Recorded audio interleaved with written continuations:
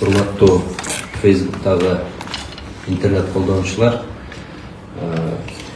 президенттин маалыматтык саясаты дайым коомчулукка кызыктуу болгон суроолор көбөйүп калган учурда ошол темаларды, актуалдуу темаларды алып чыгып, жарандарыбызга суроолоруна жооп берүүгө шарт түзүп беребиз. Азыр биз эң жөнөкөй ыкмаларды тандап алганбыз.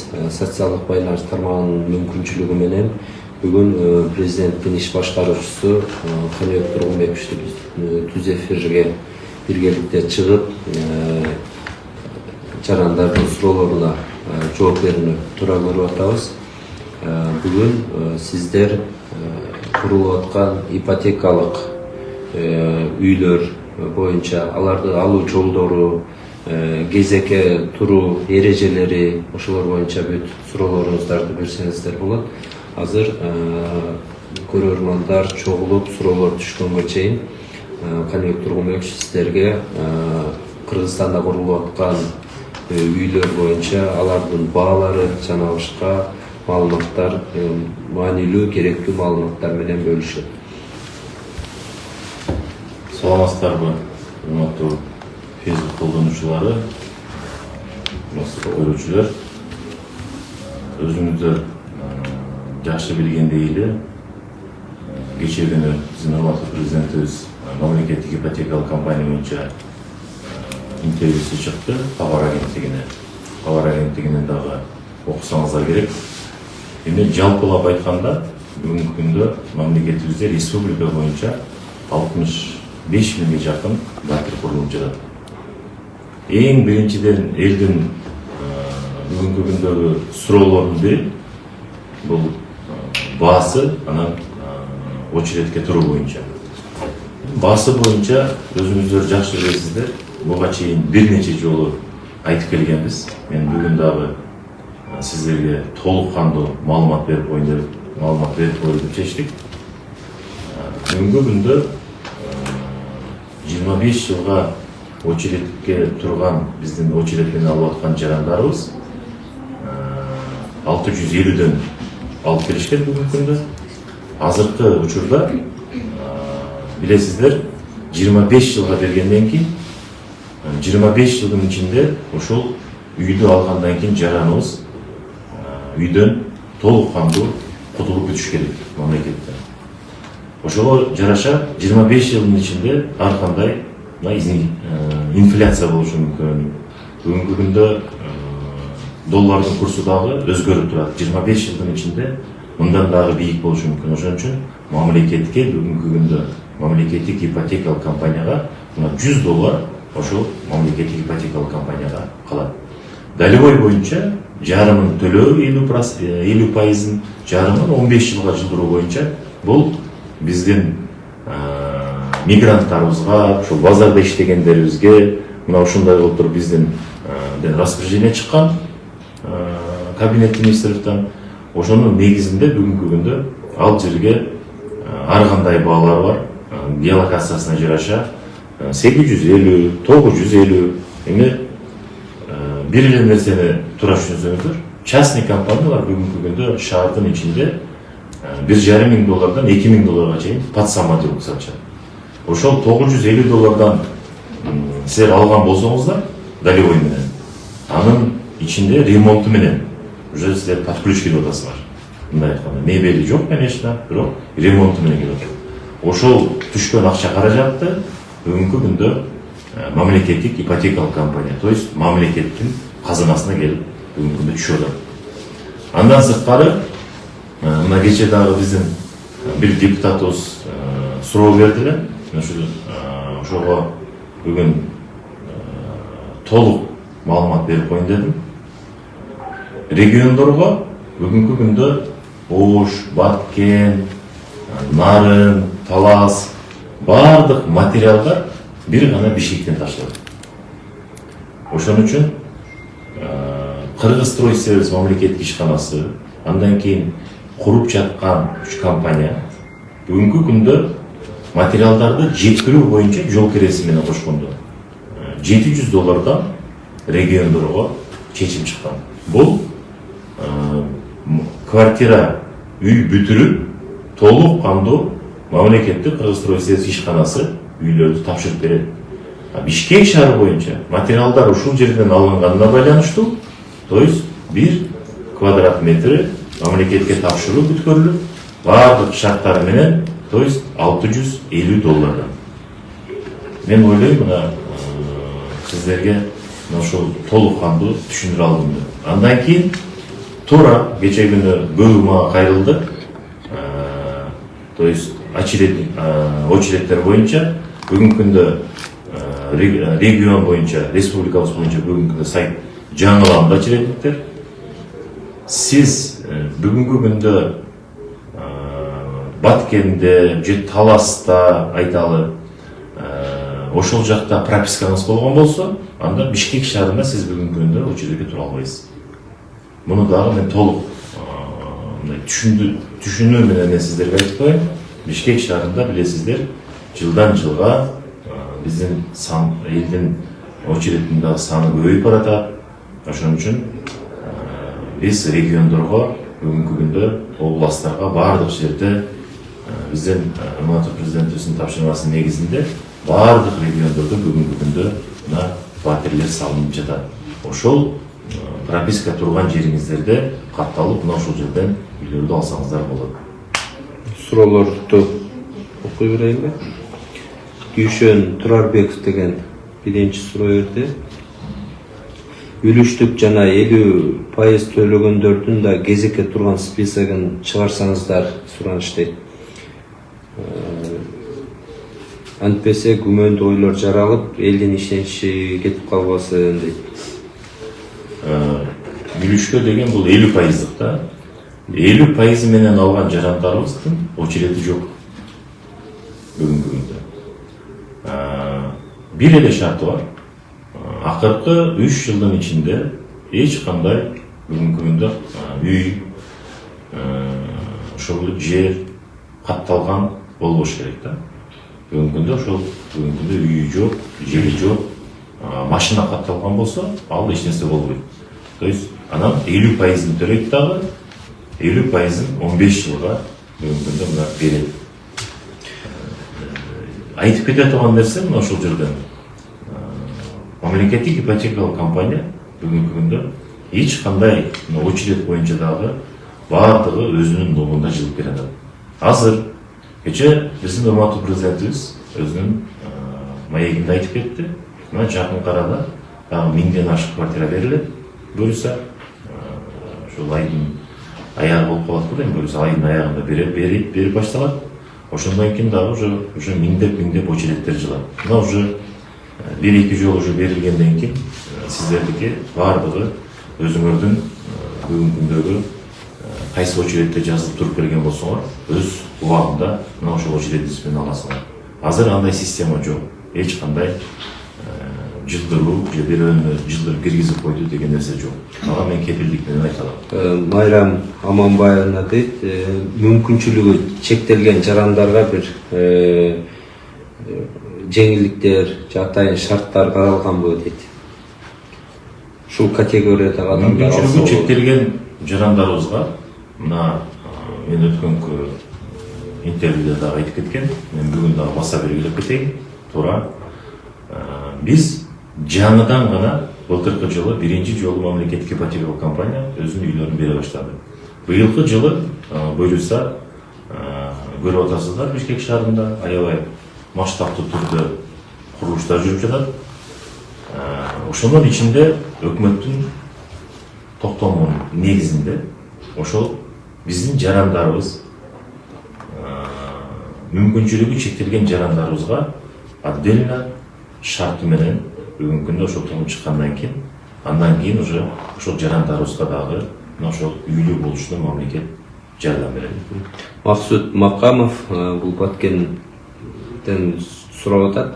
Баткен шаарында салынып жаткан үйлөрдүн чарчы метринин баасы канчадан дейт? Баткен шаарында салынып жаткан үйлөрдүн чарчы метри бүгүнкү күндө мен толук маалыматым жок экен, бирок где-то $750 тегереги болот. Бул ошол жакынкы күндөрү, буюрса апрель айында Баткен, Ош, мына ошолордун баардык мамлекеттик ипотекалык компания, силер өзүңүздөр байкап турсаңыздар, мына ошол жерде толук кандуу сайттарга баардыгы чыгып көрсөтүлөт. Ош шаарында курулуп жаткан ипотекалык үйлөрдүн баасы канча жана качан сатыкка чыгып баштайт дейт? Ошто салынып жаткан үйлөр буюрса апрель айында башталат буюрса. Ал жерде дагы мен сиздерге баса белгилеп кетейин. Үйлүштүк, андан кийин социальный ипотека бар. Үйлүштүк болгондо ал кымбатыраак болот. Мен ушул жерден туура түшүнүп алыңыздар да. Бирөөсү айтат, мындай болуп кетти, анан ушул жерде бүгүнкү күндө мына өзүңүздөр жакшы билгендей, бүгүнкү күндө жеке компаниялардын сатып аткан 1 квадрат метр үйүн. Бүгүнкү күндө мамлекет салып жаткан үйлөрдүн баасы мына ичинде баардык бүгүнкү күндө ошо ремонту менен баардыгы бүткөн үйлөрдү мамлекеттик ипотекалык компания үйлүштүк негизде берип сатканда алардын баасы төмөн. Айырма асман менен жердей жеке компанияга караганда. Ошон үчүн ар бир нерсени бүгүнкү күндө сиздер төлөп аткан болсоңуздар, ошол $100, $200 ошол акча каражаты куруучунун куруп бергенден кийин түшкөн акча каражаты, мунун баардыгы мамлекеттик ипотекалык компанияга түшүп атат. Бул мамлекетке түшүп атат. 20 жыл, 25 жылдан кийин дагы бир жолу баса белгилеп кетейин. Бүгүнкү күндө инфляцияга байланыштуу мына биздин мамлекеттик ипотекалык компания эл ошол 25 жылдан кийин акчаны кайтарып бергенден кийин инфляцияга учурап, мамлекет бүгүнкү күндө туура эмес эсептер менен, туура эмес бүгүнкү күндөгү курсовой разница менен мындай минуста кетпеш керек. Ошон үчүн мамлекет туура эле саясатын жүргүзүп жатат бул боюнча. Анан ар бир салынып жаткан ошол долевой менен сатылып жаткан батирлердин дагы акча каражаты бүгүнкү күндө мына мамлекеттин казынасынан түшүп жатат. Бүгүнкү күндө мамлекеттик ипотекалык компания бул өтө чоң масштабтуу мамлекеттик ипотекалык компанияга айланып баратат. Мунун уставдык капиталы мына буюрса $1 миллиард жетти. Калык Исаков деген сурап атат, 30% эле акчам бар, баштапкы ошо 30%ды төлөп кезексиз алсам болобу дейт. 30% бул акчаңыз болгон болсо 30% төлөп туруп алуу деген бул мүмкүн эмес. Эмне үчүн дегенде 50% деп туруп бизде чыккан, 50% көзөтүлгөн. Ошол эле мезгилде 1 комната аласызбы, 2 комната аласызбы, 3 комната аласызбы, мына эсептеп көрүп туруп, сиз бүгүнкү күндө долевой менен үлүштүк негизде алатыган болсоңуз 50%-ын төлөшүңүз керек. 50%-ын сизге 15 жылга узартуу мөөнөтү менен берет. 20%-ын банк берип чыгат. Мен пропискам айылда болсо дейт, канттан үй алсам болобу дейт ипотекалык. Пропискасы башка аймакта болсо, мисалы, шаардан же башка аймактардан ала алабы? Эң биринчи Кант болобу, Токмок шаары, бүгүнкү күндө Сокулу, салынып жаткан Кара Балта салынып жаткан үйлөр. Ар бир шаардын өзүндө бүгүнкү күндө ушул убакка чейинки токтолгон очередтер бар да. Жарандарыбыз уже ал жерге жазылып очередке тургандар. Эң биринчи кезекте мына ошол жарандарыбызга, очередте турган жарандарыбызга беребиз. Эмне үчүн дегенде канча жыл деп жылдап турган жарандарыбыз бар. Ошого беребиз. Андан кийин мен дагы баса белгилеп айтып кетейин. Кайсыл жерде пропискаңыз болгон болсо, бүгүнкү күндө түштүк чергесинде дагы бардык райондордо дагы куруу иштери башталды. Ошон үчүн өзүңүздүн пропискаңызга турган жерге алсаңыз, мен ойлойм бул туура болот. Урматтуу интернет колдонуучулар, араңыздарда жеке кабыл алуу жана жеке өтүнүчтөр боюнча да суроолор болуп атат. Бул жалпы элге кызыктуу болбойт деп эсептейм. Ошон үчүн бул жалпы элге маанилүү болгон суроолорду эле окуп атам. Арадан айрым кайталанган суроолорду да өткөрүп жиберип калтырып атам. Анын үчүн мындай туура түшүнүңүздөр деп айтат элем. Кийинки суроолор көбүнчө эле ушу кабыл алуу суранып атышат. Таласта жашап Бишкектен үй алсак болобу, көп балалууларга дейт. Азыр ушул прописка боюнча түшүндүрүп кетти.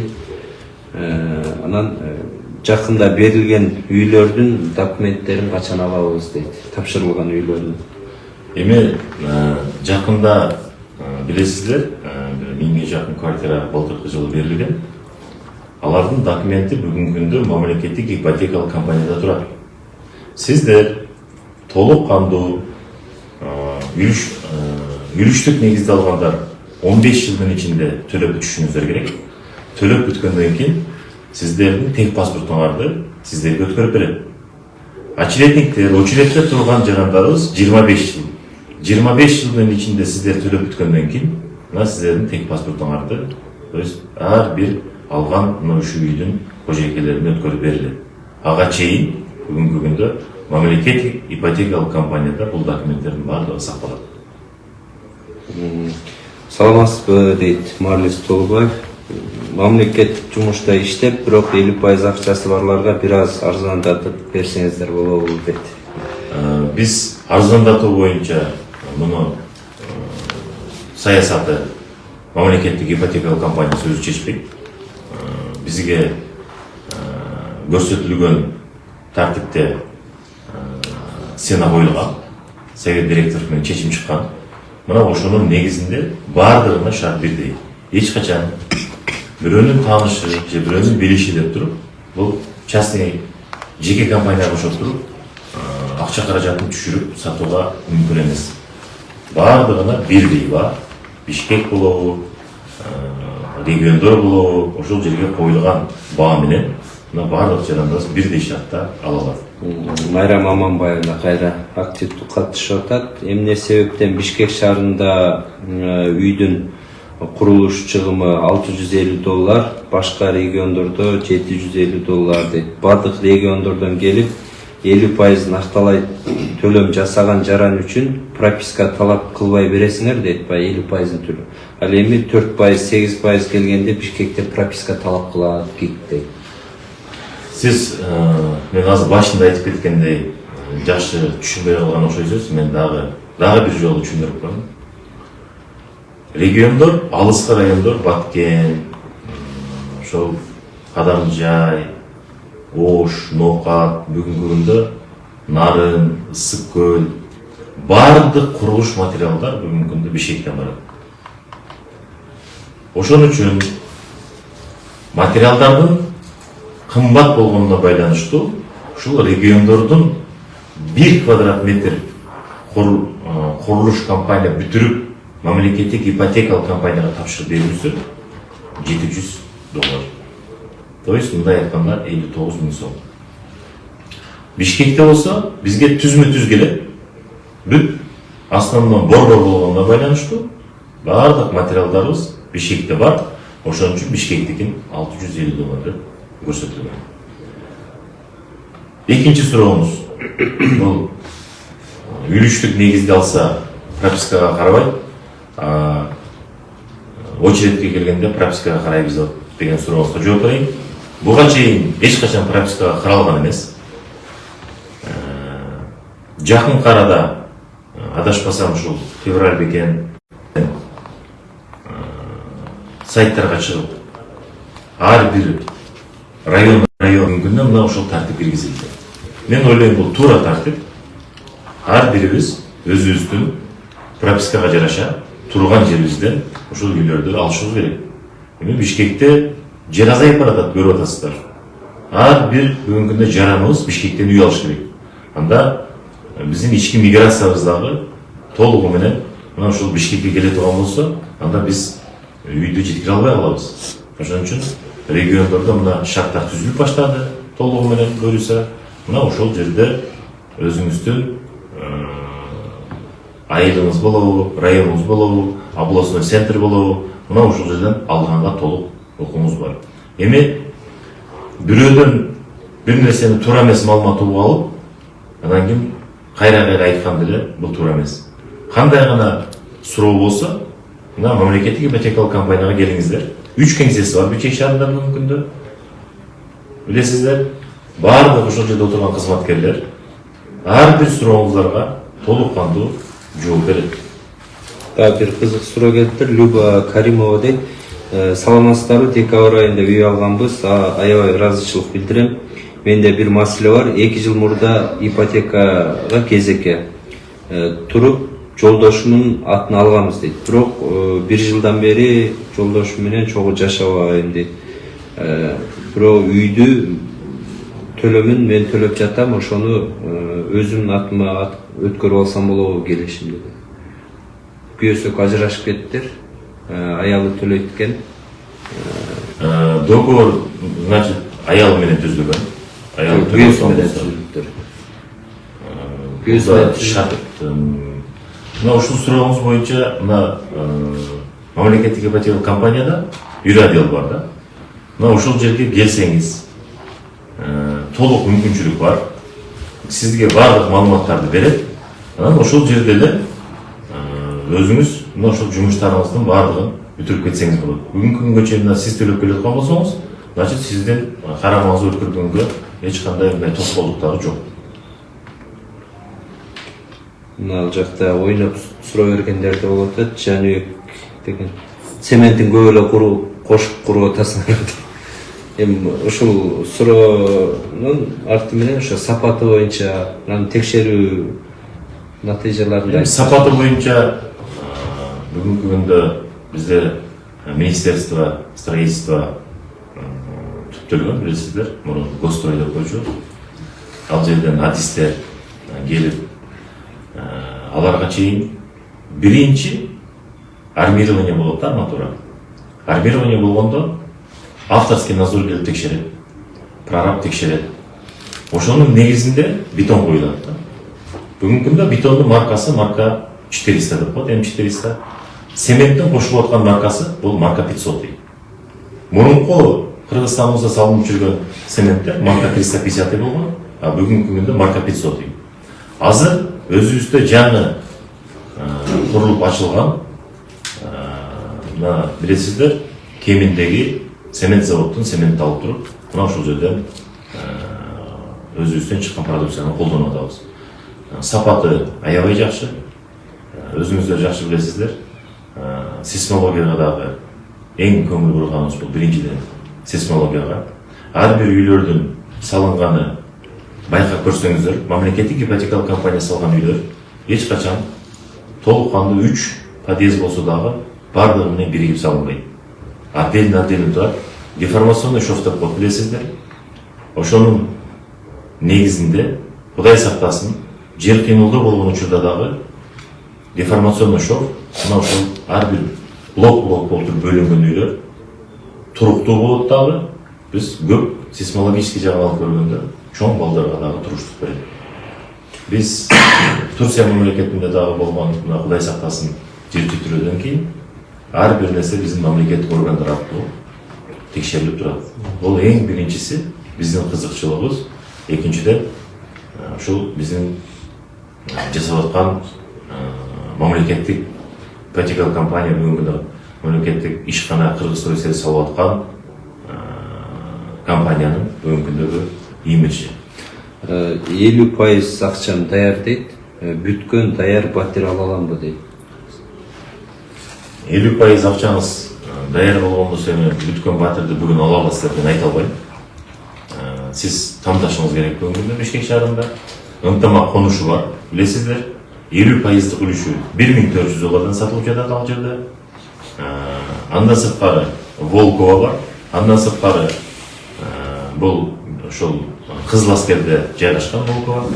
Андан сырткары билесиздер, мына көчмөндөр, билесиздер, ал жердагы район жакшы. Ал жерде мен адашпасам $1100 тегереги үлүштүк негизинде сатып жатышат.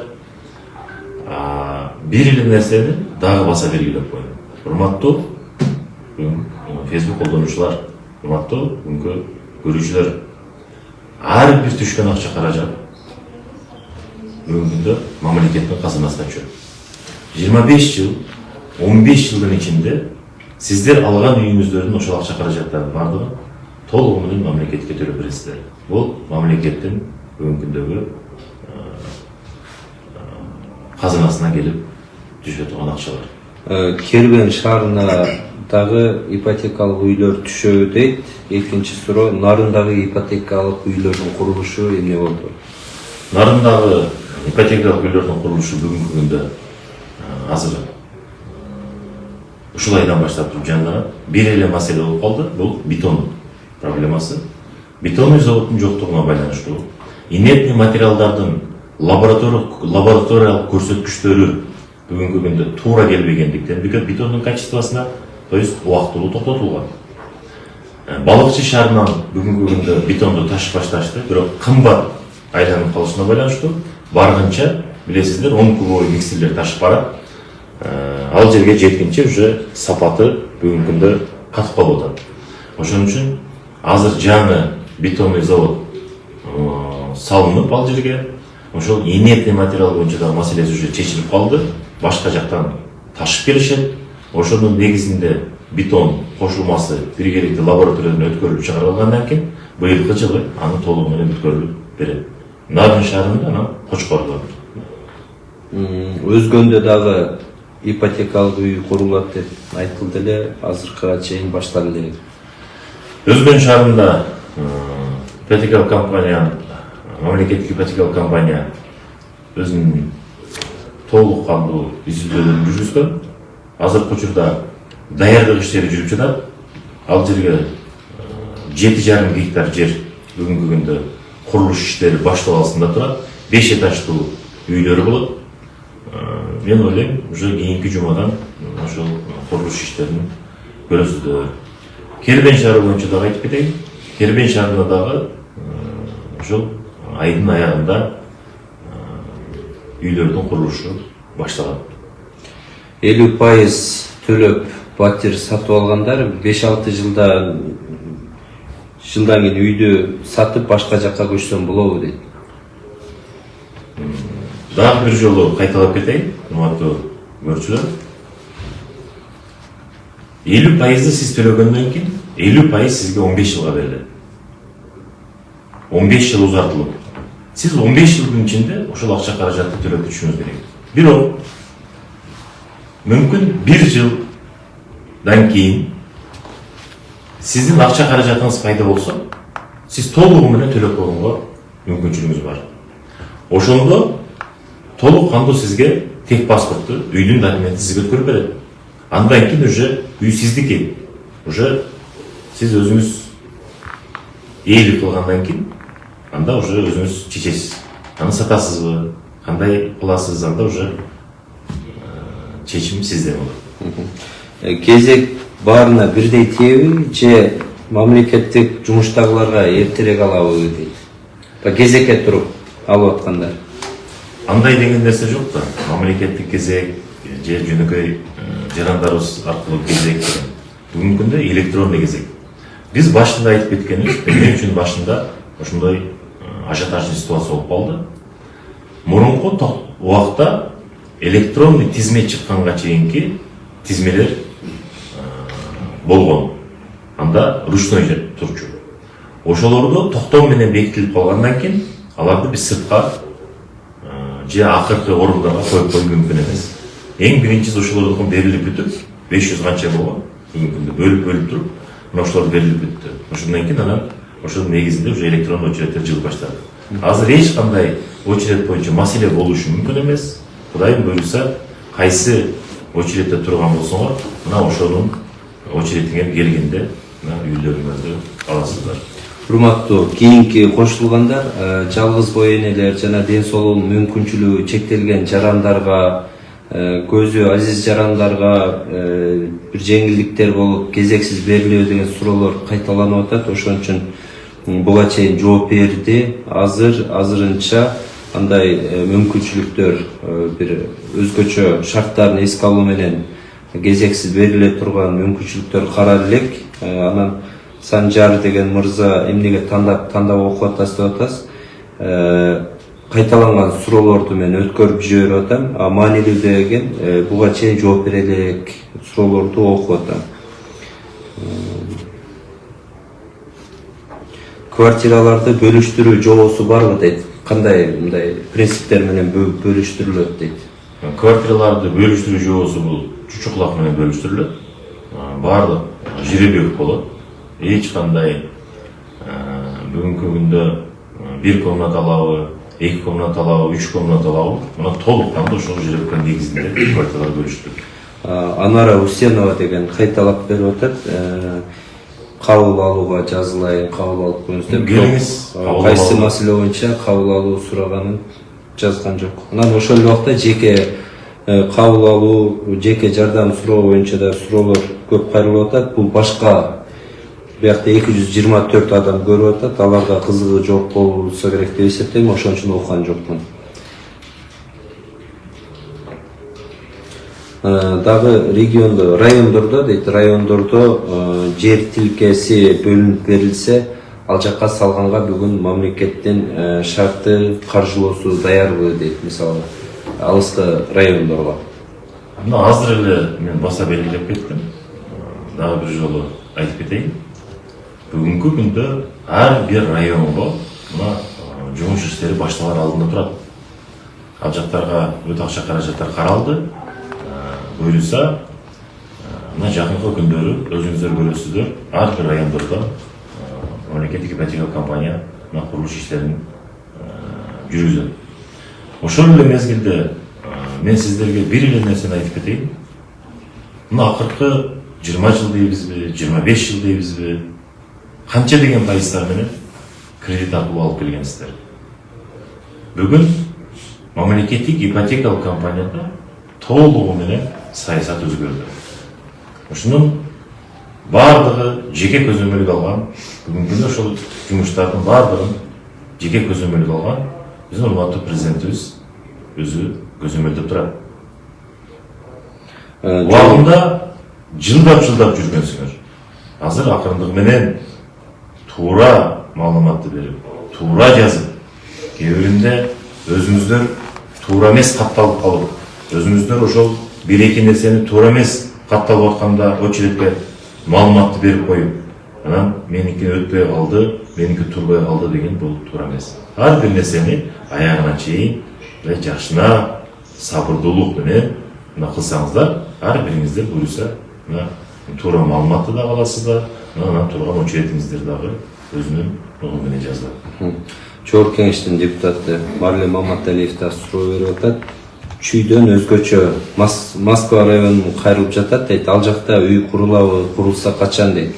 Негизи эле аймактарда мына региондорго ипотекалык үйлөрдү куруунун бир графиги барбы дейт. Чүйдөн кайсы? Москва району. Карабалда. Чүйдө бүгүнкү күндө курулуш иштери башталган Карабалтада.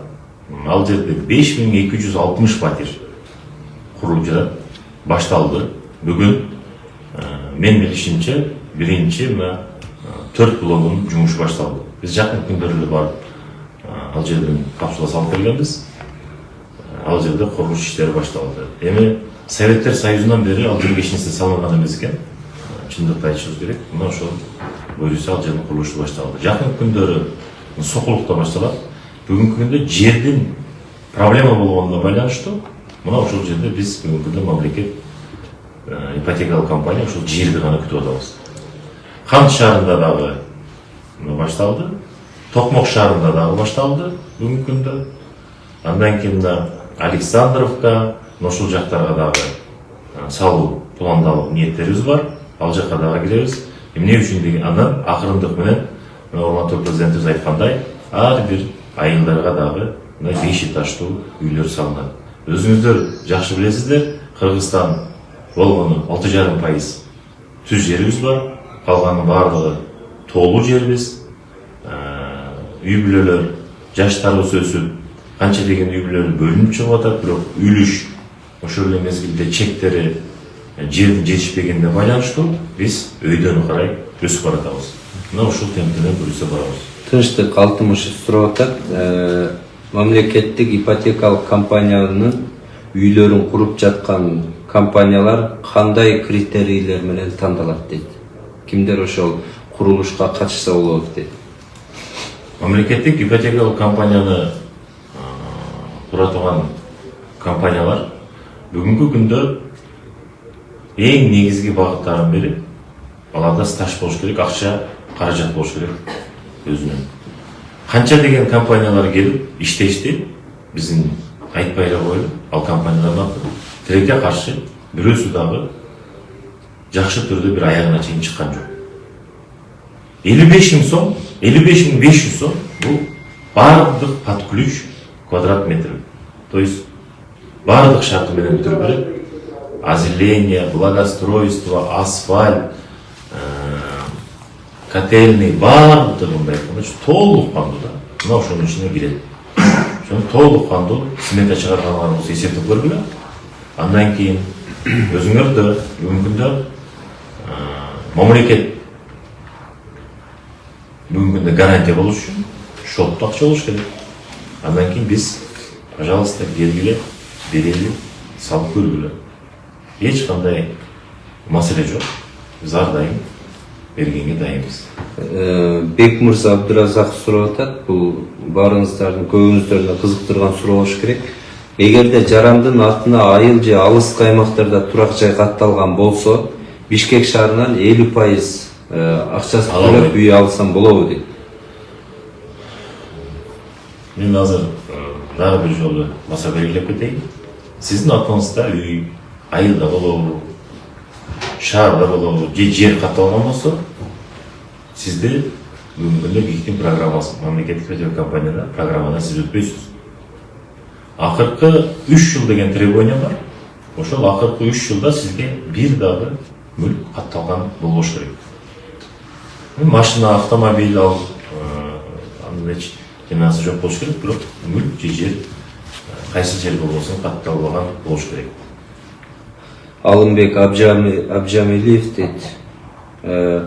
Амансыңарбы? Чет өлкөдөгү диаспора өкүлчүлүктөрү менен тыгыз иштесеңер, өлкө үчүн да, мамлекеттик ипотекалык компания үчүн да ийгиликтүү болмок. Сибир, Ирак, чыгыш аймагы мамлекеттик органдардын көз жазымында калууда дейт. Же бизде Москвадан башка жакты билгендер жокпу дейт. Сиздерди терең урматтоо менен Бурятиядагы кыргыздардын жердештер уюму дейт. Ушул Москвадан туура айтасыз. Бүгүнкү күндө Москвада өкүлчүлүк ачылган. Анан ар бир Россиянын шаарында өкүлчүлүк ачууга бүгүнкү күндө мүмкүнчүлүк деле жок. Биринчиден, экинчиден, кайсыл Россия Федерациясында биздин кыргыз жарандарыбыздын көпчүлүгүнө карап, мына ошол жерде ар бир консульство менен иш жүрүүдө.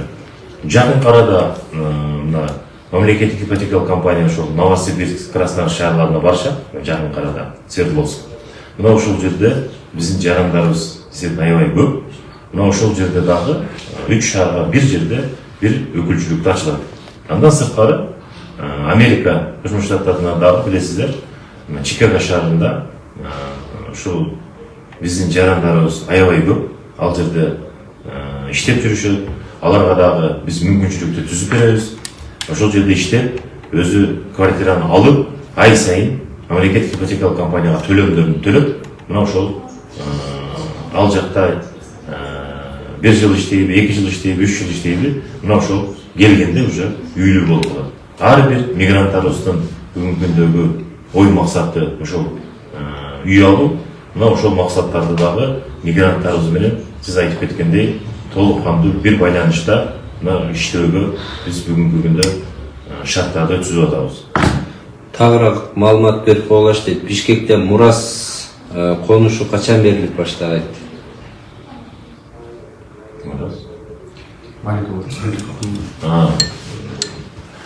Мурас конушу биринчи этабы берилген.